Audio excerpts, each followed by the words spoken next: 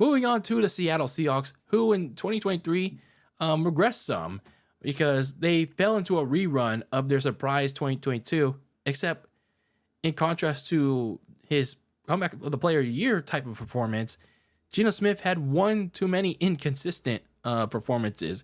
And while injuries happen, they were kind of key games that he missed.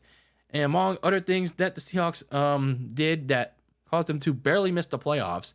But nonetheless, they finished 9-8 and, like I said, barely missed the playoffs. And they decided, you know what? It's time for a change. It's time for a change that can finally help us get over the hump and probably make a deep playoff run. So when you look at those key changes, the biggest one that they made was getting rid of Pete Carroll as their head coach, but not necessarily get rid of him entirely. So they had Pete Carroll step down as head coach, and they reassigned him into an advisory role within the organization. So interesting that it took them this long to get rid of Pete Carroll as their head coach, but nonetheless, they have moved on to a new head coach by the name of Mike Macdonald, who had spent the last 2 seasons as the Ravens defensive coordinator. And probably the biggest thing that will change with that move is hopefully that defense, that horrific defense of the Seattle Seahawks. But we'll talk about that in a bit. So some of the other moves that the Seahawks made this past offseason, before we talk about the other moves, is re-signing a few of their key players like Leonard Williams at defensive tackle and giving Tyler Lockett a 2-year extension, and then also re-signing Noah Fant. So 3 key players at different positions, but who they didn't keep this past offseason was safeties Jamal Adams and Quandre Diggs. The thing with those two is that they haven't been able to stay healthy for the last few seasons, and their production was really starting to go down. They became casualties. So anyway, when you look at their past offseason, what I was hoping that they were going to do is address that lacking pass rush, because outside of Leonard Williams, they were not getting to the quarterback, and they had a serious issue at stopping the run, like a very serious issue. And I was hoping that they'd fix the interior offensive line, because Damian Lewis and Evan Brown, they were all right, but sometimes they would have trouble protecting Geno Smith. So look at some of their offseason moves. Those two are gone. They moved on to other teams in free agency, and so did a couple of linebackers like Jordan Brooks and Bobby Wagner. They're also I'd say Jordan Brooks at least. Jordan Brooks, he's moved on to another team, and so did Bobby Wagner. So one key piece of that Seahawks defense is gone. So they tried to replace them with George Fant at offensive line from the Houston Texans. They also got Jerome Breaker, but he comes with a suspect injury history. And they're trying to replace Jamal Adams with Rayshawn Jacobs from the Jaguars, and a defensive tackle to try and help out Leonard Williams, but I think he'll be a rotational piece in my opinion. And that is Jonathan Hackett from the Cowboys.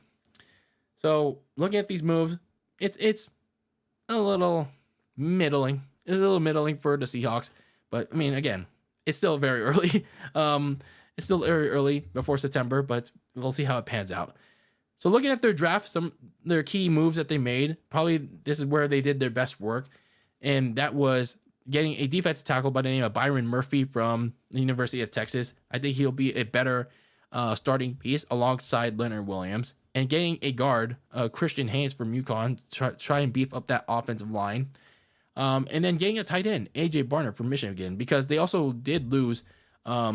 They also did lose a tight end. There's some of their tight ends like Colby Parkinson and Will Dissly in free agency. So they had to go get a tight end to back up Noah Fant, just in case he gets injured.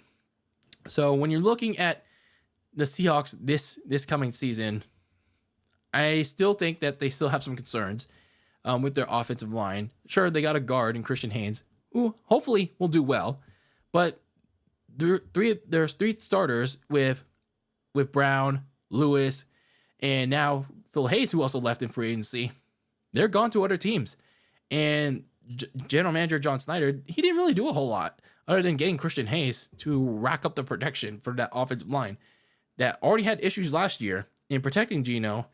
And if this doesn't get gelled in training camp, if this doesn't get jailed in preseason, I mean, it won't matter if Geno bounces back or if he doesn't. The offensive line protection, if it's so piss poor, then people are going to be calling that out. I hope they call it out if it's this bad. But defensively, I think like they'll be better, at least on paper. But that's gonna be my biggest question for them as we transition to that. Just how improved will Seattle's defense be this year? Because sure, Mike Macdonald will certainly be a huge upgrade, at least philosophically, with his experience like calling plays for like the Ravens. But how will he be as a head coach, and how will the players adjust to his scheme? So you already have players like Leonard Williams and Byron Murphy. They should form a nice pass rushing duo, and they also have a deep corner group like Devin Witherspoon and Reek Wolin. They're already a good duo, and also don't forget the reserves like Michael Jackson. Not that one. And then Kobe Bryant. Not that Kobe Bryant. It's a C and a BY. COBY. So they actually have a deep cornerback group, but they still have some things to figure out with that defense. Like who's their linebacker and safety spots. How are they going to figure all that out? As well as the rest of the defensive line. Because Draymond Jones and Jaron Reed, they were middling last year. And then when you look at Geno Smith too, is he going to have that rebounding year that I talked about? Or is he going to regress even further? He still has a strong supporting cast that includes DK Metcalf, Tyler Lockett, and Jackson Smith-Njigba. For those of you that kept nagging me about his last name last year. But anyway, he still has a very strong supporting cast, as well as, don't forget, that running back duo of Zach Charbonnet and Kenneth Walker III. They're a pretty good duo. But the slight dip in production last year does have some cause for concern. And he's going to have to learn a new offense with the new quarterbacks coach, which hopefully he's doing well this past 2 months and going into training camp. But if he doesn't do well, then hopefully there'll be some like warning sign or some sirens going off for the quarterback they acquired in via trade. That is quarterback Sam Howell from the Washington Commanders. So I don't know how he's doing with this change, but we'll see. So looking at some of their key games going into this year, not really a whole lot early on in the first month, but their first key game comes within the division in week 6, only on Prime Video, by the way. And that comes against the San Francisco 49ers. And then you get a grueling gauntlet, whatever it is, weeks 8 to 9, against the Buffalo Bills and the LA Rams. Good luck with that one. And then you go to San Francisco in week 11, and then the following week against the Arizona Cardinals at home. So interesting slate for the Seattle Seahawks, and kind of a daunting one at that. So when you look at the Seahawks in 2024, you want to compete with the rest of the division with so much change that you have undergone.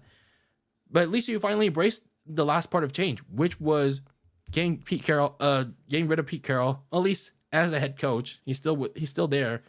But with that kind of change also comes more change. But in that part, again, more change, as I think I sneezed, in losing key rotational players and not being able to replace them. So on the surface, it seems like other teams have improved, and Seahawks, I feel they're in the middle of the bunch. If the Seahawks can't make the most of what they have, if not overcome that, I feel like they're going to struggle all year, especially if Geno Smith can't rise to the occasion.